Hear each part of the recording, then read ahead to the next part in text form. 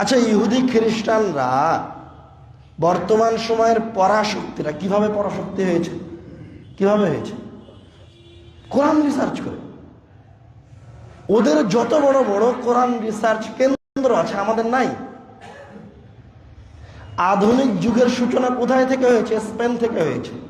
কোরআন গবেষণা কেন্দ্র স্পেনে যত বড় ছিল, কর্ডোভায় যত বড় ছিল, তত বড় গবেষণা কেন্দ্র আজও পৃথিবীর কোথাও হয়েছে আমার জানা নাই। কিন্তু যখন ইহুদি খ্রিস্টানরা দখল করে নিয়েছে, তখন ওখান থেকে সব কিছু, সব কিতাবাদি, আমাদের হাদিস কোরআন সব নিয়ে তারা চলে গেছে। তারা আবার সেগুলো নিয়ে রিসার্চ করা শুরু করেছে। তারা ইসলাম ধর্ম গ্রহণ করেনি, কিন্তু ইহকালীন জীবনে তারা পরাশক্তি এই জন্য যে তারা কোরআনের বিধান, ন্যায় পরায়ণতা তাদের কাছে আছে, আমাদের কাছে নাই। বুঝতে পারেননি কথা?